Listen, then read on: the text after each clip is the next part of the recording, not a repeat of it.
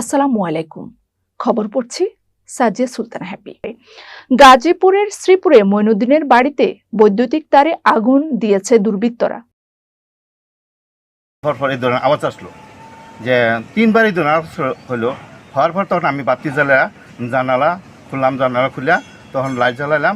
তখন আমি দেখলাম কিছু না। পরবর্তী আবার আরেকটা গেট আছে, ওইটা খুলে তখন দেখতেছি, তখন দেখলাম যে উপরতে যে কারেন্টের মানে এই আগুন ধরতেছে, একটা বস্তা ছিল, এই বস্তাতে আগুন ধরতেছে।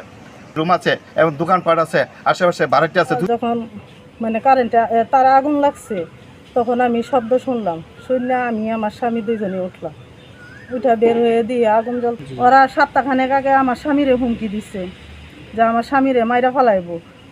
আব্দুল মতিনের কারণে নাকি আমার স্বামী বাচ্চা আছে, নাহলে কবে মাইরা ফেলাইতো। গাজীপুরের শ্রীপুর উপজেলাধীন বাংনাহাটি গ্রামে এই ঘটনা ঘটে।